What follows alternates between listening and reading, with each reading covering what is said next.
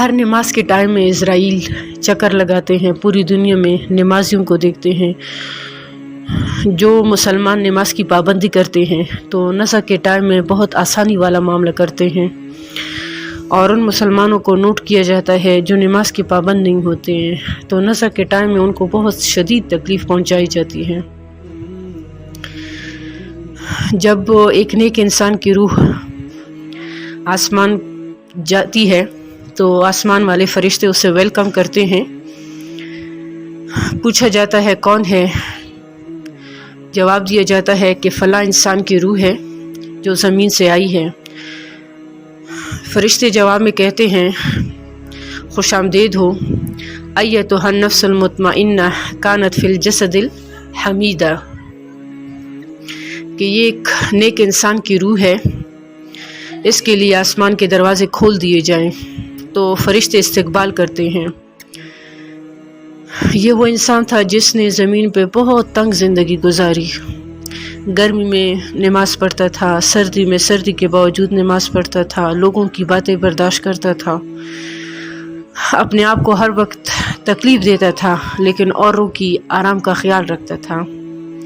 اس نے دنیا میں اللہ کی مانی، ہر وقت اپنے نفس کے خلاف چلتا تھا، یعنی اپنی خوشی کا خیال نہیں رکھا، دوسروں کو خوش رکھا، اللہ کو خوش رکھا۔ یہ اس انسان کا انجام ہے کہ فرشتے بھی ویلکم کرتے ہیں اس کی روح کے لیے۔ اس کے برعکس جب نافرمان انسان کی روح کو آسمان میں لے جایا جاتا ہے، فرشتے پوچھتے ہیں کس کی روح ہے؟ جواب ملتا ہے فلاں انسان کی روح ہے۔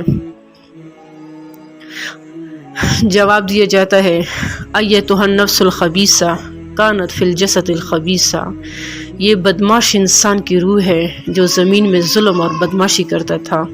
آسمان کے دروازے بند کر دیے جاتے ہیں کہ اسے سجین میں لے جاؤ۔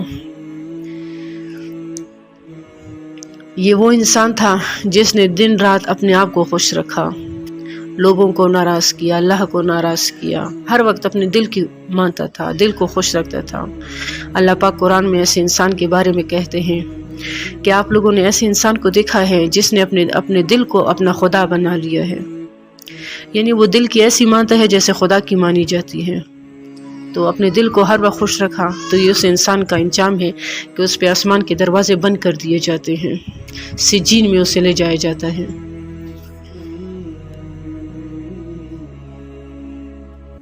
قبر دن رات انسان کو پکارتی ہے، اے انسان سنبھل گیا۔ یہ وہ جگہ ہے جہاں انسان تنہا رہ جاتا ہے، اس کے سارے رشتے ختم ہو جاتے ہیں۔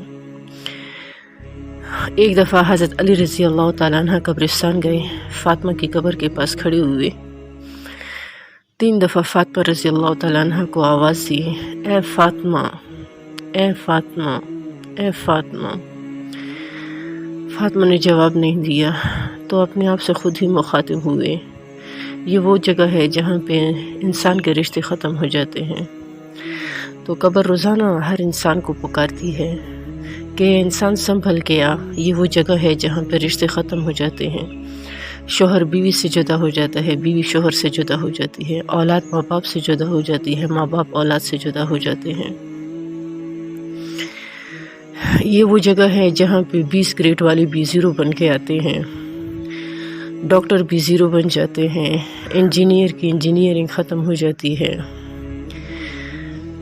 جہاں پہ بادشاہ بھی فقیر بن کے آتے ہیں، جہاں پہ مالدار بھی غریب بن کے آتے ہیں۔ یہ وہ جگہ ہے جہاں پہ انسان کا حسن بھی ختم ہو جاتا ہے۔ یہ وہ جگہ ہے جہاں پہ انسان کی ہر ایک لیاقت زیرو پہ آ جاتی ہے۔ یہاں پہ 20 گریڈ والے بھی زیرو بن کے آتے ہیں۔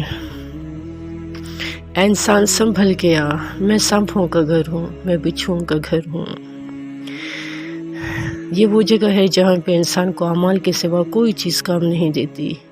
اے انسان روزانہ اس کی پکار، اے انسان سنبھل کے آ یہاں پہ۔